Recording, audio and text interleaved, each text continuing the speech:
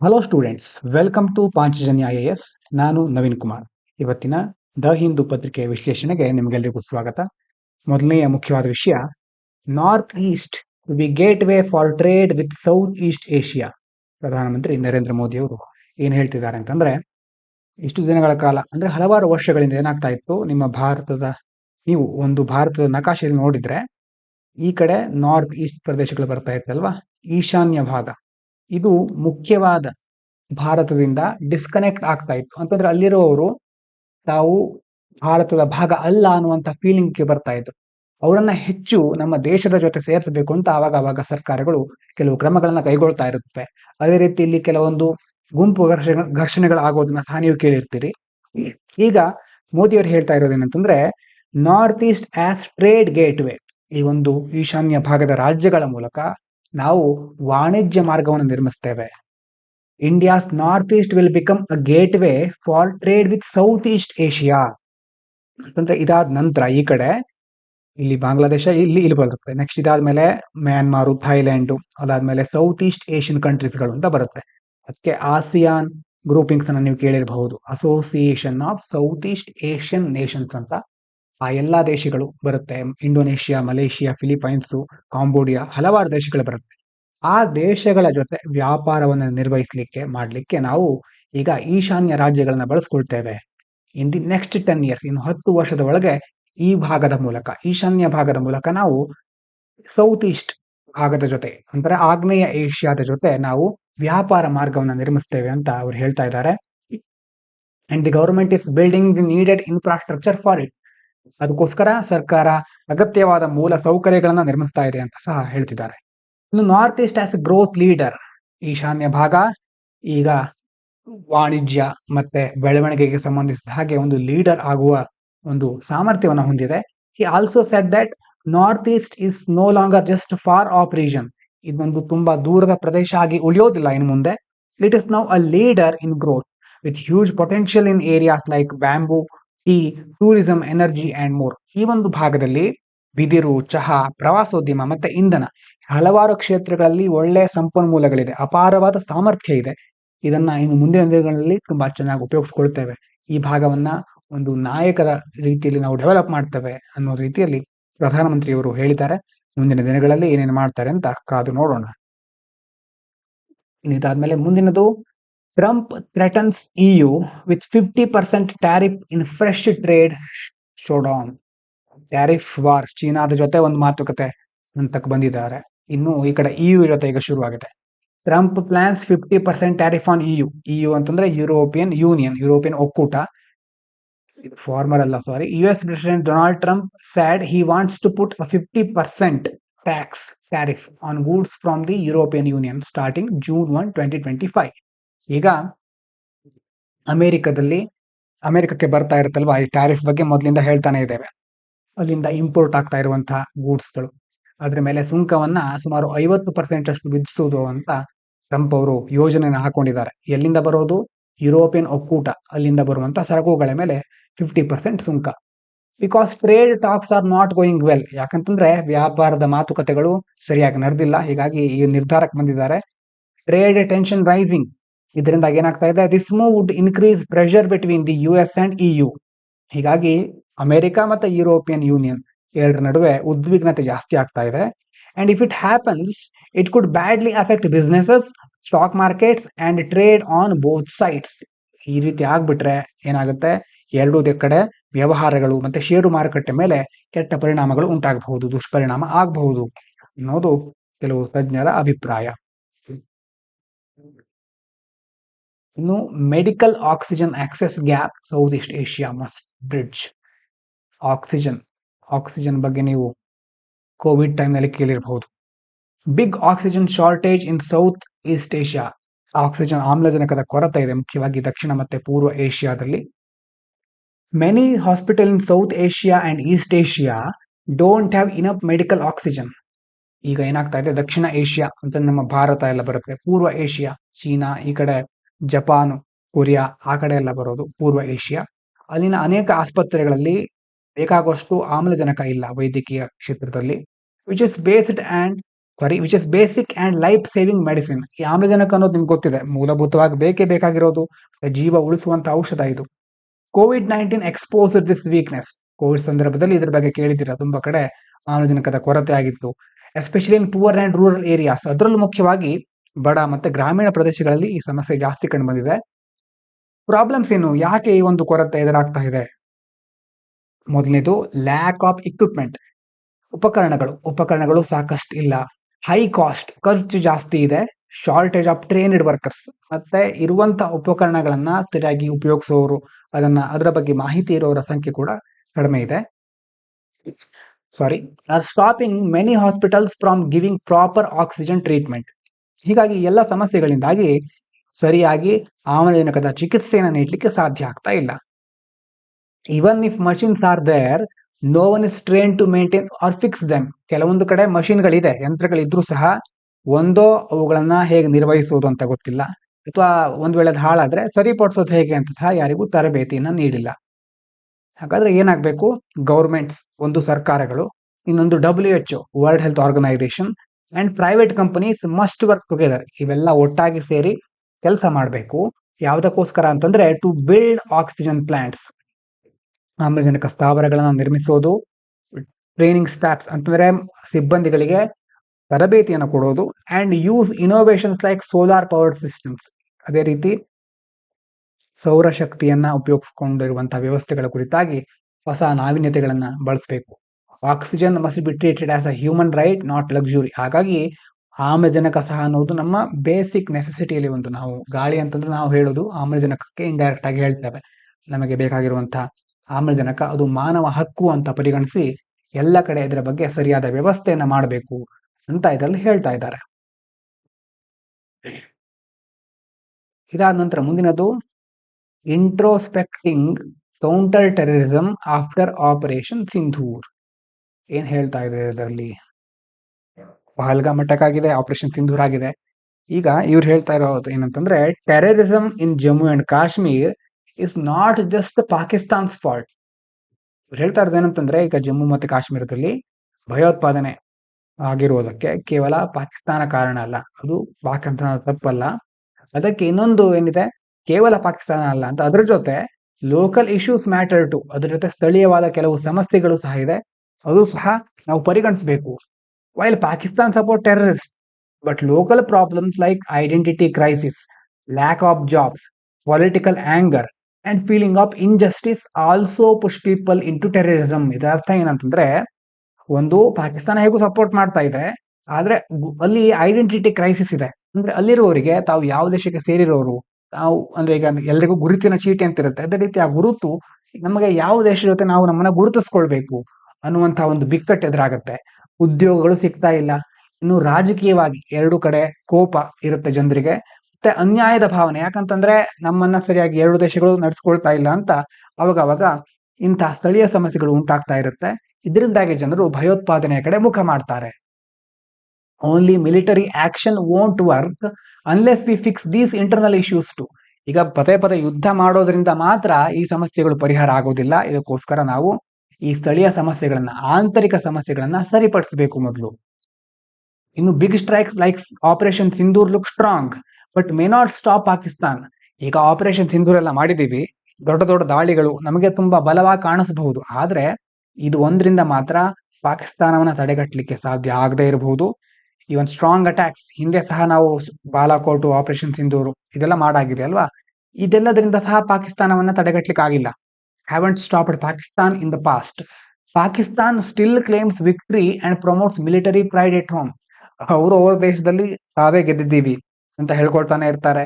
ಮತ್ತೆ ಇದಾದ್ಮೇಲೆ such operations may not work as long term deterrents. ಹಾಗಾಗಿ ಇಂಥ ಕಾರ್ಯಾಚರಣೆಗಳಿಂದ ನಾವು ದೀರ್ಘಕಾಲದಲ್ಲಿ ಹೆಚ್ಚಿನ ಉಪಯೋಗಗಳನ್ನು ಪಡ್ಕೊಳ್ಳಿಕ್ಕೆ ಆಗದೆ ಇರಬಹುದು.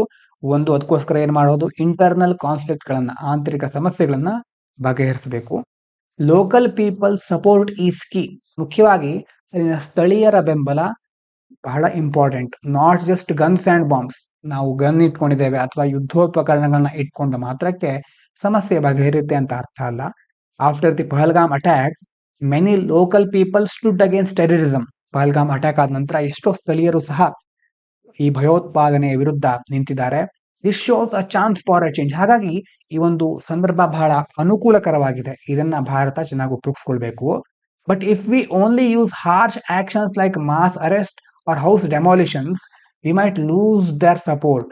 V need to win hearts, not just battles. ನೋಡಿ, ಚೆನ್ನಾಗಿ ಹೇಳಿದ್ದಾರೆ ಇಲ್ಲಿ.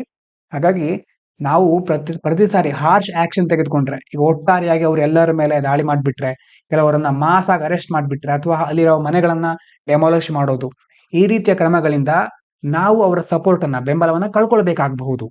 ಹಾಗಾಗಿ we need to win hearts, not just battles. ನಾವು ಬರೀ ಯುದ್ಧ ಮಾತ್ರ ಅಲ್ಲ, ಅವರ ಹೃದಯವನ್ನ, ಅವರ ಮನಸ್ಸನ್ನ ಸಹ ಗೆಲ್ಲುವುದರ ಕಡೆ ಗಮನ ಹರಿಸಬೇಕು ಅಂತ ಇದರಲ್ಲಿ ಹೇಳ್ತಾ ಇದ್ದಾರೆ. ಇನ್ನು ಮುಂದಿನದು ಚಿಕ್ಕ ಚಿಕ್ಕ ಎಡಿಟೋರಿಯಲ್ಗಳಿದೆ. Decisive moment, permanent damage. ಇದರ ಬಗ್ಗೆ Maoist, top Maoist leader Basavaraj is dead. ಇದ್ರ ಬಗ್ಗೆ ನೋಡಿದ್ವಿ ನಾವು. Big blow to Maoist. Basavaraju ಅವರನ್ನ ಈಗ ಅವ್ರನ್ನ ಕೊಂದಿದ್ದಾರೆ ಮಾವೋಯಿಸ್ಟ್ ಕಾರ್ಯಾಚರಣೆಯಲ್ಲಿ. Killed in a police operation. He planned many deadly attacks. ತುಂಬಾ ಬೇರೆ ಬೇರೆ ಮಾರಕ ದಾಳಿಗಳನ್ನ ಆಯೋಜಿಸಿದ್ರು ಅವರು. His death is one of the biggest setbacks for Maoist in years. ಹೀಗಾಗಿ ಮಾವೋವಾದಿಗಳಿಗೆ ದೊಡ್ಡ ಹಿನ್ನಡೆ ಆಗಿದೆ. Maoist support is falling. ಅವರಿಗೆ ಸಪೋರ್ಟ್ ಸಿಗ್ತಾ ಇಲ್ಲ. ಯಾಕಂತಂದ್ರೆ especially among the tribal youth. ಮೊದಲೆಲ್ಲ ಟ್ರೈಬಲ್ ಪೀಪಲ್ ಗಳನ್ನ ಈ ನಕ್ಸಲೈಟ್ಗಳು ಅಥವಾ ಮಾವೋವಾದಿಗಳು ಹೆಚ್ಚು ಉಪಯೋಗಿಸ್ಕೊಳ್ತಾ ಇದ್ರು. ಈಗ many tribal people are tired of violence. ಈ ಒಂದು ಹಿಂಸಾಚಾರದಿಂದ ಅವರು ಬೇಸತ್ತು ಬಿಟ್ಟಿದ್ದಾರೆ. ಅಂದ್ರೆ ಸಾಕು, ಎಷ್ಟು ಸಾರಿ ಇದನ್ನೇ ಮುಂದುವರಿಸ್ಕೊಳ್ಳೋದು ಅಂತ ಅವರಿಗೆ ಇದನ್ನೆಲ್ಲ ನಿಲ್ಲಿಸ್ಬಿಡೋಣ ಅಂತ ಅನಿಸ್ತಾ ಇದೆ. Maoist are struggling to get new members. ಹೊಸ ಜನ ಅವರಿಗೆ ಆಡ್ ಆಗ್ತಾ ಇಲ್ಲ, ಅವರ ಮಾವೋವಾದಿ ಸಂಘಟನೆಗಳಿಗೆ ಸೇರ್ಕೊಳ್ತಾ ಇಲ್ಲ. And tribal youth are not interested in their fight anymore. ಅದೇ ರೀತಿ ಬುಡಕಟ್ಟು ಜನಾಂಗದ ಯುವಕರು ಸಹ ಇವರ ಹೋರಾಟದಲ್ಲಿ ಆಸಕ್ತಿಯನ್ನ ಹೊಂದಿಲ್ಲ. Government welfare and development are making a difference. ಮುಖ್ಯವಾಗಿ ಸರ್ಕಾರ ಸಹ ಕಲ್ಯಾಣ ಮತ್ತು ಕಲ್ಯಾಣಕರ ಕಾರ್ಯಕ್ರಮಗಳನ್ನು ಕೈಗೊಳ್ತಾ ಇದೆ, ಅಭಿವೃದ್ಧಿಯನ್ನ ನಡೆಸಿಕೊಂಡು ಮುಂದ್ಬರ್ತಾ ಇದೆ. ಹೀಗಾಗಿ ಇದರಿಂದಾಗಿ ಒಳ್ಳೆ ಬೆಳವಣಿಗೆ ಕಾಣ್ತಾ ಇದೆ ಅಂತ ಇದು ಕೊಟ್ಟಿದ್ದಾರೆ. Time for piece, not just force. ಇದು ಹೇಳೋದೇನಂತಂದ್ರೆ, ಈಗ ನಾವು ಬರೀ ಬಲ ಪ್ರಯೋಗ ಮಾಡೋದಲ್ಲ, ಮಿಲಿಟರಿ, ಪೊಲೀಸ್, ಈ ಫೋರ್ಸ್ ಅನ್ನ ಬಳಸೋದು ಮಾತ್ರ ಅಲ್ಲ, ಪೀಸ್, ಶಾಂತಿಗಾಗಿ ಇದು ಸುಸಂದರ್ಭ, ಶಾಂತಿ ಸ್ಥಾಪನೆಗೆ. Even though this is military win, government should now push for peace talks. ಈಗ ನಾವು ಮಿಲಿಟರಿ ಗೆಲುವಾಗಿದ್ರು ಸಹ ಇದು ಶಾಂತಿ ಮಾತುಕತೆಗಳಿಗೆ ಸರ್ಕಾರ ಮುಂದಾಗಬೇಕು. Only violence is used, it may create anger among tribal communities. ನಾವು ಪದೇ ಹಿಂಸಾಚಾರವನ್ನೇ ಬಳಸಿದ್ರೆ ಅಲ್ಲಿರುವ ಬುಡಕಟ್ಟು ಜನಾಂಗದವರು ಇದರಿಂದಾಗಿ ಕೋಪ ಮಾಡ್ಕೊಳ್ಬಹುದು, ಅವರ ಕೋಪಕ್ಕೆ ಕಾರಣ ಆಗಬಹುದು ಇದು. Peace is better long term solution. ಹಾಗಾಗಿ ಶಾಂತಿ ಅನ್ನೋದೇ ದೀರ್ಘಕಾಲದ ಪರಿಹಾರ ಅಂತ ಹೇಳ್ತಾ ಇದ್ದಾರೆ. ಇದಾದ ನಂತರ ಪರ್ಮನೆಂಟ್ ಡ್ಯಾಮೇಜ್. ನೋಡಿ, ಅಮೆರಿಕ, ದೊಡ್ಡ ಮುಂದುವರಿದ ದೇಶಗಳು ಅಂತ ಹೇಳ್ತೇವೆ ನಾವು, ಅಲ್ಲೂ ಸಹ ಪ್ರಜಾಪ್ರಭುತ್ವ ವ್ಯವಸ್ಥೆಗೆ ಹೇಗೆ ಧಕ್ಕೆ ಬರ್ತಾ ಇದೆ. Trump government bans foreign students at Harvard for 25-26. ಇದ್ರ ಬಗ್ಗೆ ನೋಡಿದ್ದೇವೆ ಸ್ವಲ್ಪ ದಿನದ ಹಿಂದೆ. ಏನ್ ಮಾಡ್ತಾ ಇದ್ದಾರೆ ಟ್ರಂಪ್ ಅವರು ಅಂತಂದ್ರೆ, ಅಲ್ಲಿನ ಹಾರ್ವರ್ಡ್ ಯೂನಿವರ್ಸಿಟಿ ಬಗ್ಗೆ ನೀವು ಕೇಳಿರಬಹುದು. ಅಲ್ಲಿ ವಿದೇಶಿ ವಿದ್ಯಾರ್ಥಿಗಳನ್ನ ನಿಷೇಧಿಸಿದ್ದಾರೆ. ಅಲ್ಲಿ ಯಾವುದೇ ಬೇರೆ ದೇಶದ ವಿದ್ಯಾರ್ಥಿಗಳು ಬರಬಾರದು. US government under Trump has said that Harvard can't admit any new international students in 25-26. ಅಂದ್ರೆ ಈ ಶೈಕ್ಷಣಿಕ ವರ್ಷದಲ್ಲಿ 2025-26ರಲ್ಲಿ ಹಾರ್ವರ್ಡ್ಗೆ ಬೇರೆ ಅಂತಾರಾಷ್ಟ್ರೀಯ ವಿದ್ಯಾರ್ಥಿಗಳು ಯಾರು ಪ್ರವೇಶ ಮಾಡಬಾರದು. ಕರೆಂಟ್ ಫಾರಿನ್ ಸ್ಟೂಡೆಂಟ್ಸ್, ಈಗಿರುವವರು, ಇನ್ಕ್ಲೂಡಿಂಗ್ ಮನಿ ಫ್ರಾಮ್ ಇಂಡಿಯಾ, ಭಾರತದವರು ಎಷ್ಟು ಜನ ಇದ್ದಾರೆ ಅಲ್ಲಿ, ಮಸ್ಟ್ ಲೀವ್ ಆರ್ ಟ್ರಾನ್ಸ್ಫರ್. ಅವರು ಏನ್ ಮಾಡ್ಬೇಕು, ಒಂದೋ ಬಿಟ್ಟು ಹೋಗ್ಬೇಕು ಅಥವಾ ಬೇರೆ ಕಡೆ ಟ್ರಾನ್ಸ್ಫರ್ ತೆಗೆದುಕೊಳ್ಬೇಕು, ಬೇರೆ ಕಡೆ ವರ್ಗಾವಣೆ ಮಾಡ್ಕೋಬೇಕು. This is part of larger attack on the university. ಹಾಗಾಗಿ ಈ ಯೂನಿವರ್ಸಿಟಿ ಮೇಲೆ ದೊಡ್ಡ ಮಟ್ಟದಲ್ಲಿ ದಾಳಿ ಆದಾಗ ಆಗಿದೆ. Targeting Harvard for political reasons. ಯಾಕೆ ಮಾಡ್ತಿದ್ದಾರೆ ಅಂತಂದ್ರೆ, ಮುಖ್ಯವಾಗಿ ರಾಜಕೀಯ ಕಾರಣಗಳಿದೆ ಇದ್ರ ಹಿಂದೆ. Harvard is scene as symbol of liberal ideas and global education. ಈ ಹಾರ್ವರ್ಡ್ ಅನ್ನ ಉದಾರವಾದಿ ವಿಚಾರ, ಲಿಬರಲ್ ಐಡಿಯಾಸ್ಗಳು ಅಂದ್ರೆ ಟ್ರಂಪ್ ಅವರ ಪಕ್ಷಕ್ಕೆ ಮತ್ತೆ ಕೆಲವೊಂದು ಐಡಿಯಾಲಜಿ ಸೆಟ್ ಆಗೋದಿಲ್ಲ, ಸಿದ್ಧಾಂತಗಳಲ್ಲಿ ಕೆಲವೊಂದು ಭಿನ್ನಾಭಿಪ್ರಾಯಗಳಿದೆ. ಅದೇ ರೀತಿ Trump supporters view it as an elitist place that ignores common Americans. Trump ಅವರ ಬೆಂಬಲಿಗರು ಏನ್ ಹೇಳ್ತಾರೆ ಅಂತಂದ್ರೆ, ಈ ಯೂನಿವರ್ಸಿಟಿಯಲ್ಲಿ ದೊಡ್ಡ ಗಣ್ಯರನ್ನ ಮಾತ್ರ ಪರಿಗಣಿಸ್ತಾರೆ, ಸಾಮಾನ್ಯ ಅಮೆರಿಕನ್ನ ನಿರ್ಲಕ್ಷ್ಯ ಮಾಡ್ತಾರೆ ಅಂತ ಹೇಳ್ತಾರೆ. So the government is using visa rules and funding cuts as weapons against. ಈ ಸರ್ಕಾರ, ಅಲ್ಲಿನ ಅಮೆರಿಕದ ಸರ್ಕಾರ ಏನ್ ಮಾಡ್ತಾ ಇದೆ, ಒಂದು ವೀಸಾ ರೂಲ್ ಗಳನ್ನ ಯೂಸ್ ಮಾಡುತ್ತೆ. ಅದೇ ರೀತಿ ಫಂಡಿಂಗ್ ಅನ್ನ ಕಟ್ ಮಾಡೋದು, ಹಣಕಾಸಿನ ಸಹಾಯವನ್ನ ಕಡಿಮೆ ಮಾಡಿಬಿಡೋದು. ಇದನ್ನ ವೆಪನ್ ಆಗಿ ಯೂಸ್ ಮಾಡಿಕೊಂಡು ಅದರ ಮೇಲೆ ಒಂದು ರೀತಿ ದಬ್ಬಾಳಿಕೆ ದಾಳಿನ ನಡೆಸ್ತಾ ಇದೆ. ಇದರಿಂದ US ಇಮೇಜ್ ಮೇಲೆ ದೊಡ್ಡದಾಗಿ ಡ್ಯಾಮೇಜ್ ಆಗಿದೆ. ಯಾಕಂತಂದ್ರೆ big long term damage US education image, US ಒಂದು ಶಿಕ್ಷಣದ ಪ್ರತಿಷ್ಠೆ ಇತ್ತಲ್ವಾ, ಹಾಗಾಗಿ ಅದರಿಂದ ದೀರ್ಘಕಾಲಿಕ ಹಾನಿಯಾಗಿದೆ. Even if court stop the ban, next ಅದರ ಬಗ್ಗೆ ಸಹ ನೋಡ್ಲಿಕ್ಕಿದ್ದೇವೆ. The reputation of US education and democracy has been hurt. ಹೀಗಾಗಿ ನ್ಯಾಯಾಲಯ ಕೆಲವೊಂದ್ಸರಿ ನಿಷೇಧವನ್ನ ಈಗ ನಿಲ್ಲಿಸ್ತಾ ಇದೆ. ಆದ್ರೆ ಅಮೆರಿಕದ ಒಂದು ಶಿಕ್ಷಣ ಮತ್ತೆ ಪ್ರಜಾಪ್ರಭುತ್ವದ ಬಗ್ಗೆ ಹಲವಾರು ದೇಶಗಳಲ್ಲಿ ಒಳ್ಳೆ ಅಭಿಪ್ರಾಯ ಇತ್ತು. ಆದ್ರೆ ಅದಕ್ಕೆ ಈಗ ಧಕ್ಕೆ ಆಗ್ತಾ ಇದೆ. Harvard fight with the government show how political attacks can weaken strong institutions built over centuries. ಹೀಗಾಗಿ ಎಷ್ಟೋ ಶತಮಾನಗಳಿಂದ ಇಂತಹ ಸಂಸ್ಥೆಗಳು, ಹಾರ್ವರ್ಡ್ ನಂತಹ ಶೈಕ್ಷಣಿಕ ಸಂಸ್ಥೆಗಳು ಮುಂದುವರ್ಕೊಂಡು ಬರ್ತಾ ಇವೆ. ಆದ್ರೆ ಈಗ ನೋಡಿ, ಅಲ್ಲಿನ ಸರ್ಕಾರ ಮತ್ತೆ ಬೇರೆ ಬೇರೆ ಪೊಲಿಟಿಕಲ್ ಆರ್ಗನೈಸೇಷನ್ಗಳು ಹೇಗೆ ಈ ರೀತಿಯಾದ ಕೆಲವೊಂದು ತಮ್ಮ ದುರುದ್ದೇಶಗಳಿಗೋಸ್ಕರ ಇಂಥ ದೊಡ್ಡ ದೊಡ್ಡ ಇನ್ಸ್ಟಿಟ್ಯೂಷನ್ಗಳನ್ನು ಸಹ ವೀಕ್ ಮಾಡಿಬಿಡ್ತಾರೆ ಅನ್ನೋದಕ್ಕೆ ಇದೊಂದು ಉದಾಹರಣೆ ಅಂತ ಇಲ್ಲಿ ಹೇಳ್ತಾ ಇದ್ದಾರೆ. ಇನ್ನು ಮುಂದಿನದು, IMF confirms Pak funding issue didn't come voting. ಪಾಕಿಸ್ತಾನಕ್ಕೆ ಫಂಡ್ ಕೊಡೋದ್ರ ಬಗ್ಗೆ IMF ನಲ್ಲಿ ಡಿಸ್ಕಸ್ ಆಗ್ತಾ ಇತ್ತು. ಆದ್ರೆ ಈಗ ಏನ್ ನೋಡಿ ವಿಷಯ ಅಂತಂದ್ರೆ, IMF gave money to Pakistan without voting. ಯಾವುದೇ ಮತದಾನ ಪ್ರಕ್ರಿಯೆಯನ್ನ ನಡೆಸದೆ ಪಾಕಿಸ್ತಾನಕ್ಕೆ ಹಣವನ್ನ ಕೊಟ್ಟಿದ್ದಾರೆ. ಎಷ್ಟು? Around $2.4 billion Pakistan on May 9, 2025. This was not a new loan. ಇದು ಹೊಸ ಸಾಲ ಅಲ್ಲ, but a continuation of old agreement. ಹಳೆ ಒಂದು ಅಗ್ರಿಮೆಂಟ್, ಒಪ್ಪಂದದ ಮುಂದುವರಿಕೆ ಅಷ್ಟೇ ಇದು. ಹಾಗಾಗಿ ನೋ ವೋಟ್ ಹ್ಯಾಪನ್. ಹಳೆ ಅಗ್ರಿಮೆಂಟ್ ಅನ್ನೇ ಮುಂದುವರಿಸ್ತಾ ಇರೋದ್ರಿಂದ ಯಾವುದೇ ಮತದಾನವನ್ನು ನಡೆಸಲಿಲ್ಲ. India did not support this decision because it feels Pakistan has misuse funds in the past. ಮೊದಲೆಲ್ಲ ತುಂಬಾ ಸಾರಿ ಪಾಕಿಸ್ತಾನ ಇಂತಹ ಹಣಗಳನ್ನ ದುರುಪಯೋಗ ಪಡಿಸಿಕೊಂಡಿದೆ. ಹಾಗಾಗಿ ಭಾರತ ಈ ನಿರ್ಧಾರವನ್ನ ಬೆಂಬಲಿಸಲಿಲ್ಲ. India plans to act against Pakistan at FATF, financial action task force ಅನ್ನುವಂತ ಒಂದು ಬಾಡಿ ಇದೆ. ಇಲ್ಲಿ ಭಾರತ ಈ ಒಂದು ಬಾಡಿಗೆ ಒಂದು ರಿಪೋರ್ಟ್ ಅನ್ನ ಕಳಿಸಬೇಕು ಅಂತ ಪ್ಲಾನ್ ಮಾಡ್ಕೊಂಡಿದೆ. Before it's June meeting, June ನಲ್ಲಿ ಒಂದು ಮೀಟಿಂಗ್ ಆಗ್ಲಿಕ್ಕಿದೆ. ಆ ಮೀಟಿಂಗ್ ಗಿಂತ ಮೊದಲು FATF ಗೆ ಒಂದು ರಿಪೋರ್ಟ್ ಕಳಿಸೋದು. Asking to put Pakistan back on the grey list. ಬೇರೆ ಬೇರೆ ಭಯೋತ್ಪಾದನೆಗೆ ಹಣಕಾಸನ್ನ ಸಪೋರ್ಟ್ ಅನ್ನ ಕೊಡೋದ್ರಿಂದಾಗಿ ಅದನ್ನ ಮತ್ತೆ ಗ್ರೇ ಲಿಸ್ಟ್ ಗೆ ಸೇರಿಸಿ ಅಂತ ಭಾರತ ಕೇಳ್ಕೊಳ್ತಾ ಇದೆ. Which means more global scrutiny. Grey list ಅಲ್ಲಿ ಸೇರಿಸಿದ್ರೆ ತುಂಬಾ ಪರಿಶೀಲನೆ ಆಗುತ್ತೆ ಜಾಗತಿಕ ಮಟ್ಟದಲ್ಲಿ. India will also ask the world bank not to give Pakistan more money. ಅದೇ ರೀತಿ ಇನ್ನು ವಿಶ್ವ ಬ್ಯಾಂಕ್ ನ ಸಹ ಕೇಳ್ಕೊಳ್ತಾ ಇದೆ ಭಾರತ, ಪಾಕಿಸ್ತಾನಕ್ಕೆ ಜಾಸ್ತಿ ಹಣ ಕೊಡಬೇಡಿ ಅಂತ. ಇನ್ನು ಮುಂದೆ ಅದಕ್ಕೆ ಯಾವುದೇ ಹಣಕಾಸಿನ ಸಹಾಯವನ್ನ ಮಾಡಬೇಡಿ ಅಂತ ವರ್ಲ್ಡ್ ಬ್ಯಾಂಕ್ ಅನ್ನ ಭಾರತ ಕೇಳ್ಕೊಳ್ತಾ ಇದೆ. ಇದಾದ ನಂತರ ಟ್ರಂಪ್ ಅವರ ಬಗ್ಗೆ ಇನ್ನೊಂದಿದೆ. ಕೋರ್ಟ್ ಕಾಣಿಸ್ತಾ ಇರಬಹುದು ನಿಮ್ಗೆ ಈ ಕಡೆ. Court blocks Trump's order barring foreign students enrollment at Harvard. Trump ಅವರು ಏನ್ ಮಾಡಿದ್ದಾರೆ ಅಂತ ನೋಡ್ತೀವಿ ಸ್ವಲ್ಪ ಹೊತ್ತಿಂದೆ. ಈಗ ಅಲ್ಲಿನ court stops Trump's move against foreign students at Harvard. US judge blocked the Trump government order that tried to stop Harvard from enrolling foreign students.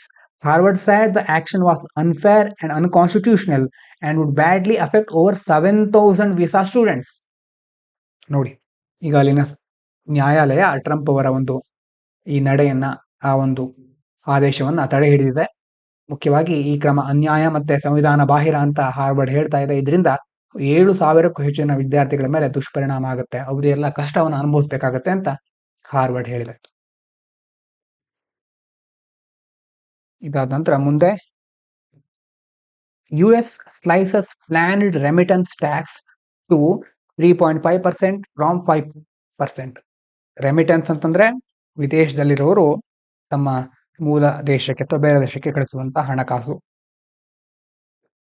ಈಗ ಭಾರತದಿಂದ ಎಷ್ಟೋ ಜನ ಬೇರೆ ಕಡೆ ಹೋಗಿರ್ತಾರೆ ಉದ್ಯೋಗಕ್ಕೆ. ಆ ಉದ್ಯೋಗದಲ್ಲಿರೋರು ಅಲ್ಲಿಂದ ಮತ್ತೆ ಭಾರತದಲ್ಲಿರೋರು ತಮ್ಮ ತಂದೆ ತಾಯಿಗಳಿಗೆ ಅಥವಾ ಬೇರೆ ಬೇರೆ ದೇಶಗಳಿಗೋಸ್ಕರ ಅಲ್ಲಿಂದ ಹಣವನ್ನು ಕಳಿಸ್ತಾರೆ. ಅದಕ್ಕೆ ರೆಮಿಟೆನ್ಸ್ ಅಂತ ಕರೀತೇವೆ. ಈಗ US ಗವರ್ಮೆಂಟ್ ಒಂದು ಯೋಜನೆನ ತರ್ತಾ ಇದೆ, ಒಂದು ಪ್ಲಾನ್ ಮಾಡ್ಕೊಂಡಿದೆ. ಅಂತಂದ್ರೆ ಅವರು ಇಷ್ಟು ದಿನ ಇದರ ಮೇಲೆ ಟ್ಯಾಕ್ಸ್ ಇರಲಿಲ್ಲ. ಮೊದಲು ಫಸ್ಟ್ ಪ್ರಪೋಸಲ್ ಅಲ್ಲಿ 5% ಟ್ಯಾಕ್ಸ್ ಹಾಕೋದಂತ ಹೇಳಿದ್ರು. ಈಗ ಅದನ್ನ 3.5ಗೆ ಇಳಿಸಿದ್ದಾರೆ. US government has reduce the plan tax on money sent abroad. ವಿದೇಶಗಳಿಗೆ ಕಳಿಸುವಂತ ಹಣದ ಮೇಲಿನ ತೆರಿಗೆ ಅದನ್ನ 5% ಇರೋದನ್ನ 5% ಅಂತಂದ್ರೆ ಇಷ್ಟು ದಿನ ಇರಲಿಲ್ಲ, 5% ಹಾಕಬೇಕು ಟ್ಯಾಕ್ಸ್ ಅನ್ಕೊಂಡಿದ್ರು. ಅದನ್ನ 3.5%ಗೆ ಇಳಿಸ್ಲಿಕ್ಕೆ ಈಗ ಮತ್ತೆ ಆ ಯೋಜನೆಯನ್ನ ರಿವೈಸ್ ಮಾಡಿದ್ದಾರೆ, ಮತ್ತೆ ಹೊಸದಾಗಿ ಪರಿಶೀಲನೆ ಮಾಡಿ ಸ್ವಲ್ಪ ಚೇಂಜಸ್ ಮಾಡಿದ್ದಾರೆ. This tax will affect people sending money to countries like India. ಈ ಟ್ಯಾಕ್ಸ್ ಹಾಕೋದ್ರಿಂದ ಅಲ್ಲಿಗೆ ಬೇರೆ ಕಡೆ ಕಳಿಸ್ಬೇಕು ಅಂತಂದ್ರೆ ಅದ್ರ ಮೇಲೂ ಟ್ಯಾಕ್ಸ್ ಬರುತ್ತಲ್ವಾ. ಹಾಗಾಗಿ ಯಾರ್ಯಾರು ಭಾರತದಂತ ದೇಶಗಳಿಗೆ ಹಣ ಕಳಿಸ್ತಾ ಇರ್ತಾರೋ, ತಮ್ಮ ತಮ್ಮ ದೇಶಗಳಿಗೆ, ಮೂಲ ದೇಶಗಳಿಗೆ ಹಣ ಕಳಿಸೋರಿಗೆ ಅಥವಾ ಬೇರೆ ಉದ್ದೇಶಗಳಿಗೋಸ್ಕರ ಹಣವನ್ನ ಕಳಿಸೋರಿಗೆ ಇದರಿಂದ ಸ್ವಲ್ಪ ಕೆಲವು ಪ್ರಾಬ್ಲಮ್ಗಳಾಗಬಹುದು. ಅಂದ್ರೆ ತೆರಿಗೆ ಜಾಸ್ತಿ ಅವರು ತೆರಬೇಕಾಗಬಹುದು. This tax might make some Indians in US send money through unofficial or informal ways. ಹಾಗಾಗಿ ತೆರಿಗೆ ಜಾಸ್ತಿ ಆಗ್ತಿದೆ ಅಂತಂದ್ರೆ ಏನ್ ಮಾಡ್ತಾರೆ, ಅನ್ಅಫಿಷಿಯಲ್ ಆಗಿ ಅಥವಾ ಇನ್ಫಾರ್ಮಲ್ ವೇಸ್ ಮೂಲಕ, ಅಂತಂದ್ರೆ ಅಧಿಕೃತವಾಗಿ ಕಳಿಸೋದಿಲ್ಲ, ಬೇರೆ ಬೇರೆ ಮಾರ್ಗಗಳನ್ನು ಹುಡ್ಕೊಳ್ಬಹುದು ಕೆಲವರು. And there could be a temporary increase in remittances before the tax starts in January 2026. ಈ ಟ್ಯಾಕ್ಸ್ ಸ್ಟಾರ್ಟ್ ಆಗೋದು 2026 ಜನವರಿಯಲ್ಲಿ. ಅದಕ್ಕಿಂತ ಮೊದಲು ತುಂಬಾ ಹಣಗಳನ್ನ ಮೊದಲೇ ಕಳಿಸ್ಬಿಡೋಣ ಅಂತ ತುಂಬಾ ಜನ ಕಳಿಸೋ ಸಾಧ್ಯತೆಗಳಿದೆ. ಹಣ ರವಾನೆಯಲ್ಲಿ ತಾತ್ಕಾಲಿಕ ಹೆಚ್ಚಳ ಆಗಬಹುದು ಅಂತ ಹೇಳ್ತಾ ಇದ್ದಾರೆ. ಇದಾದ ನಂತರ ಕೊನೆಯಲ್ಲಿ ಒಂದು ಆರ್ಟಿಕಲ್ ಇದೆ. Supreme court says dual taxation on broadcasting services permissible in law. ಏನ್ ಹೇಳ್ತಾ ಇದೆ ಅಂತಂದ್ರೆ, both the central and state governments can tax broadcasting services separately. ಈಗ ಪ್ರಸಾರ ಸೇವೆಗಳಿರುತ್ತಲ್ವಾ, ಬ್ರಾಡ್ಕಾಸ್ಟಿಂಗ್ ಸರ್ವಿಸಸ್, ಅದರ ಮೇಲೆ ಕೇಂದ್ರ ಮತ್ತೆ ರಾಜ್ಯ ಸರ್ಕಾರಗಳು ಎರಡೂ ಸಹ ಪ್ರತ್ಯೇಕವಾಗಿ ತೆರಿಗೆನ ವಿಧಿಸಬಹುದು. Centre can charge service tax, centre ಏನ್ ಮಾಡುತ್ತೆ, ಸೇವಾ ತೆರಿಗೆನ ವಿಧಿಸುತ್ತೆ. And state can charge entertainment tax on TV broadcast. ಅದೇ ರೀತಿ ರಾಜ್ಯ ಸರ್ಕಾರ ಮನೋರಂಜನಾ ತೆರಿಗೆನ ವಿಧಿಸಬಹುದು ಅಂತ ಸುಪ್ರೀಂ ಕೋರ್ಟ್ ಹೇಳ್ತಾ ಇದೆ. Court explain that these two taxes are on different parts of the same activity. ಒಂದೇ ಆಕ್ಟಿವಿಟಿನೇ ಆದ್ರೆ tax different. So it allowed by law and not consider double taxation. ಹಾಗಾಗಿ ಬೇರೆ ಬೇರೆ ಉದ್ದೇಶಗಳಿಗೋಸ್ಕರ ಟ್ಯಾಕ್ಸ್ ಅನ್ನು ಹಾಕ್ತಾ ಇದ್ದಾರೆ, ಇದನ್ನ ಡಬಲ್ ಟ್ಯಾಕ್ಸೇಷನ್ ಅಂತ ಕನ್ಸಿಡರ್ ಮಾಡೋದಿಲ್ಲ ಅಂತ ಸುಪ್ರೀಂ ಕೋರ್ಟ್ ಈಗ ಹೇಳ್ತಾ ಇದೆ. ಇವಿಷ್ಟು ಇವತ್ತಿನ ಮುಖ್ಯ ವಿಚಾರಗಳು. ಇವತ್ತು ಶನಿವಾರ ಆಗಿರೋದ್ರಿಂದ ಯಾವುದೇ ವೊಕ್ಯಾಬ್ಯುಲರಿ ಪ್ರಶ್ನೆಗಳಿರೋದಿಲ್ಲ. ಸೋಮವಾರದಿಂದ ಮತ್ತೆ ಕಂಟಿನ್ಯೂ ಮಾಡ್ತಾ ಹೋಗೋಣ. ನಾಳೆ ಭಾನುವಾರ ಆಗಿರೋದ್ರಿಂದ ಯಾವುದೇ ನ್ಯೂಸ್ ಅನಾಲಿಸಿಸ್ ಇರೋದಿಲ್ಲ. ಸೋಮವಾರ ಅದನ್ನು ಸಹ ಮುಗಿಸ್ಕೊಂಡು ಮುಂದುವರಿಯೋಣ. ಎಲ್ಲರಿಗೂ ಧನ್ಯವಾದಗಳು. ಇದು ಪಾಂಚಜನ್ಯ IAS.